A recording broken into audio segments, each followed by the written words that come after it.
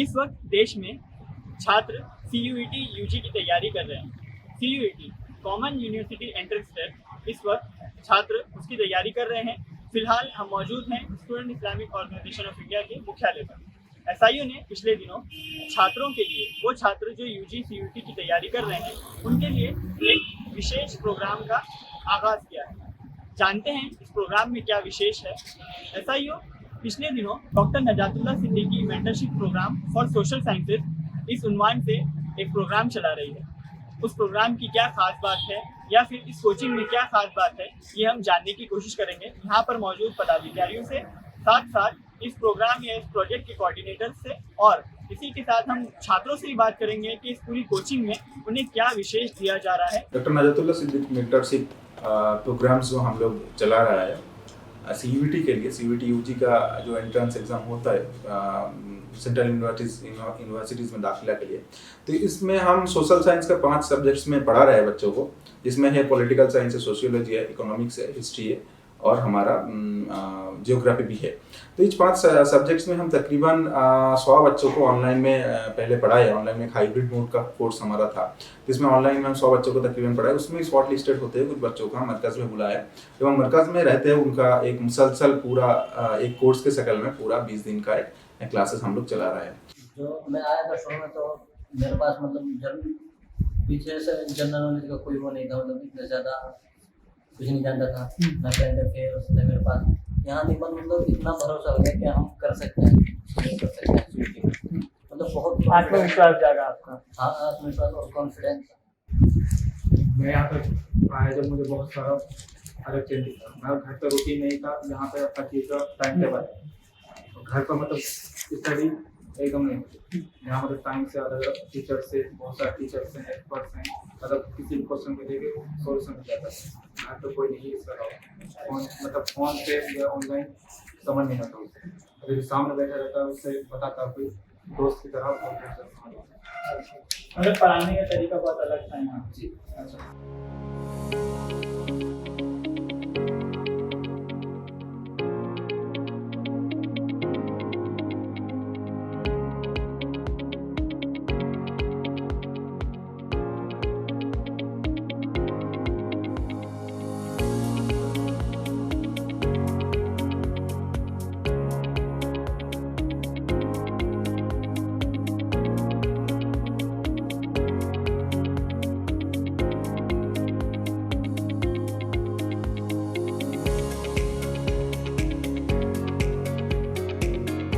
पूरे इस कोर्स में जो है हम देख रहे हैं कि शुरू से लेकर आखिर तक एक योजना के तहत ये पूरा कोर्स चलाया जा रहा है, और अब जबकि इस कोर्स का अंत भी आ चुका है, तो आपको क्या लगता है, आपने जितना पढ़ाया या फिर बच्चों ने जो भी पढ़ा, उसको लेकर आपको बच्चों से क्या उम्मीदें हैं और आपको क्या चीज़ें इस कोर्स के दौरान, पढ़ाने के दौरान देखने को मिली?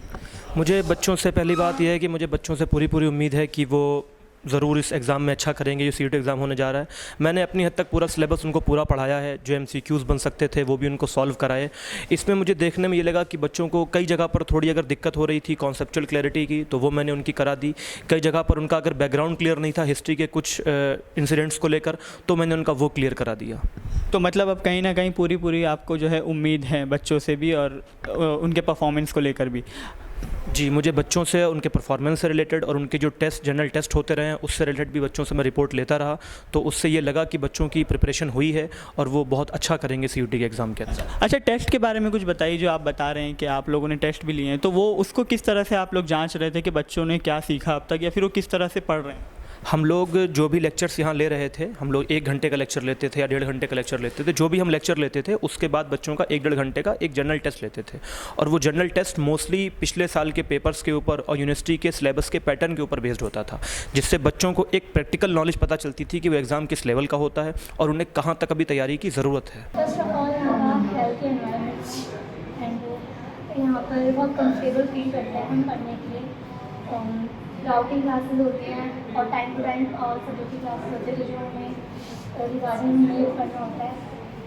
बहुत अच्छी फैसिलिटीज़ हैं, टीचर्स भी बहुत अच्छा रहा है। हमारे साथ यहाँ पर एक और अध्यापक मौजूद हैं शादान सर जो है स्टडी बडी से उनका एक जो है एजुकेशन ग्रुप है, वो इससे पहले भी अपने तौर पर जो है कोचिंग वगैरह करवाते थे 9-10 के स्टूडेंट के लिए या फिर ग्रेजुएशन के CUET के स्टूडेंट के लिए। तो SIE ऑफ इंडिया ने स्टडी बडी के साथ कोलैब करके जो है इस प्रोग्राम को या फिर इस पूरी कोचिंग को जो है डिज़ाइन किया था। तो शादान सर से भी जानेंगे कि किस तरह का उनका पूरा ओवरऑल एक्सपीरियंस रहा। तो सबसे पहले सर आप ये बताइए कि आप लोगों ने जो कोलैबोरेशन किया वो क्यों किया और फिर इसमें क्या ख़ास रहा? हम लोगों ने कोलैबोरेशन इसलिए पार्टिकुलरली किया था क्योंकि जो बच्चे जो थे, जो हमने लास्ट ईयर के बच्चों को देखा, तो बच्चों का ये था कि बहुत सारे बच्चे जो थे वो एजुकेशन अफोर्ड नहीं कर पा रहे थे, उनको फ्री एजुकेशन नहीं मिल पा रही थी क्योंकि उनके फैमिली वाले सपोर्ट नहीं कर रहे थे, या कई बार ऐसा होता है कि हम गर्ल्स चाइल्ड को पढ़ाना नहीं चाहते, तो जिसकी वजह से वो आगे नहीं बढ़ पाती। तो ऑन द अदर हैंड हमने देखा कि क्यों नहीं एक जहाँ पे मुस्लिम तबका है, जहाँ पे जो बच्चे हैं अलग अलग बैकग्राउंड से आ रहे हैं, जो बहुत ही डिप्रेस सेक्शन से भी आ रहे हैं, जो क्वालिटी ऑफ एजुकेशन अफोर्ड नहीं कर सकते हैं, कोचिंग की फीस 35,000 रुपये और 40,000 रुपये नहीं पे कर सकते, तो हम लोगों ने डिसाइड किया क्यों नहीं कि जो हम प्रोवाइड कर रहे हैं हम इस एजुकेशन को क्यों नहीं फ्री ऑफ कॉस्ट कर दें। तो इस सोच के साथ हम लोगों ने SIE ऑफ इंडिया के साथ कोलैबोरेशंस किया, और हम लोग पहले भी वर्क करते हुए आ रहे थे, तो इस वजह से हम लोगों ने सोचा कि नहीं क्यों नहीं हम इस चीज़ को, पैसे तो हम कहीं से भी अर्न कर सकते हैं बट एजुकेशन हम हर जगह नहीं प्रोवाइड कर सकते। तो यही हमारा मेन मोटिव था कि हम बच्चों को फ्री एजुकेशन प्रोवाइड कर सकें और उसमें हम उन्हें सारी चीज़ों को दे सकें। एंड मैं फ़िलहाल पॉलिटिकल साइंस पढ़ा रही थी। तो मैंने ये रियलाइज़ किया पढ़ाते हुए बच्चे जो है बहुत ज़्यादा बुकिश लैंग्वेज को, मतलब वो फैक्ट्स को रटने में ज़्यादा फोकस करते हैं क्योंकि उनको एनी हाउ एग्ज़ाम पास करना है एंड देन उनको मार्क्स चाहिए। बट देन मैंने फिर एक अलग अप्रोच से उनको पढ़ाया।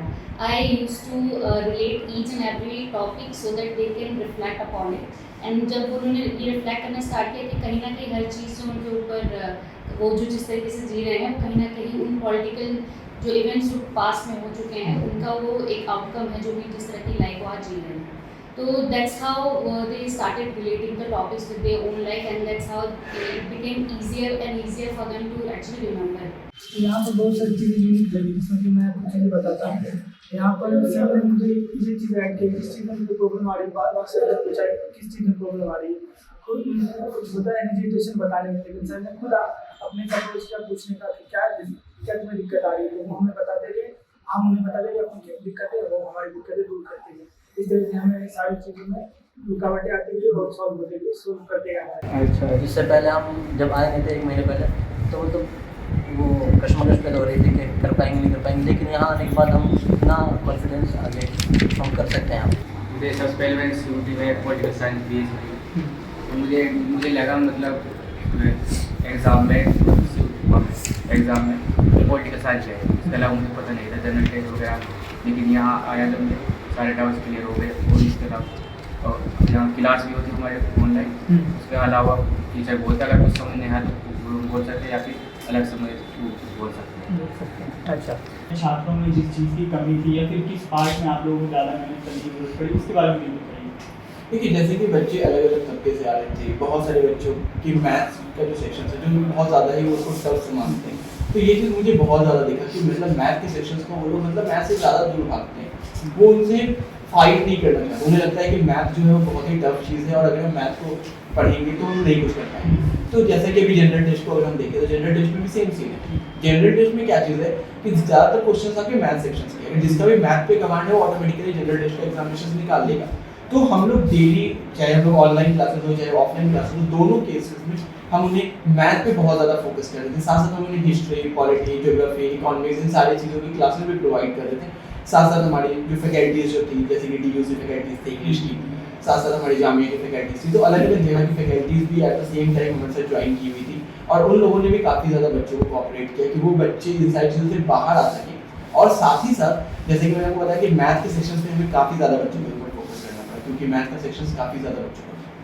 तो इसमें तो हमारा ये मकसद यही था एक कोर्स चलाने के लिए, जो पहले तो ये था कि गांव-गांव से जो बच्चा रहता है, जो वो सेंट्रल यूनिवर्सिटीज़ में आना, उनका CUET होता क्या है, CUET का एम्स एंड ऑब्जेक्टिव, CUET कैसे क्रैक करना है, ये सब उनको बहुत ये नहीं रहता है, वो जानते नहीं है। तो उनको अवेयर करते हुए, उनको ट्रेनिंग देते हुए उनको सेंट्रल यूनिवर्सिटीज़ में ले आने की कोशिश हमारा रहा।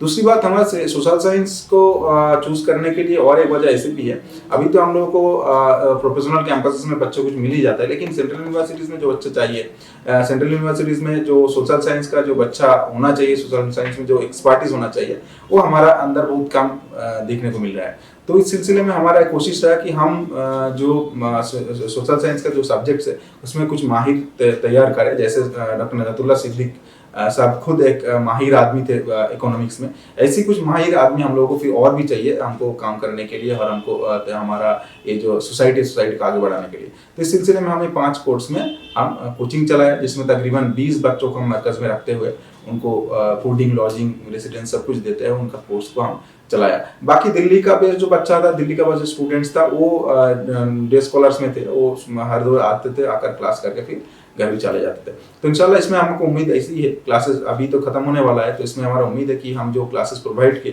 जो एक्सपर्ट्स को हम हायर किए, और उसके साथ साथ जो बच्चे थे उनका जो तरबियत हम किए, उसमें इंशाल्लाह उनको आगे सेंट्रल यूनिवर्सिटीज़ में एडमिशन मिलेगा, ये हमारा होप भी है। और इंशाल्लाह अगली साल में ये जो प्रोजेक्ट है इसको और भी अच्छा तरीका से और भी एक बड़ा पैमाने पे बच्चों को ले आने की हम कोशिश करेंगे इंशाल्लाह।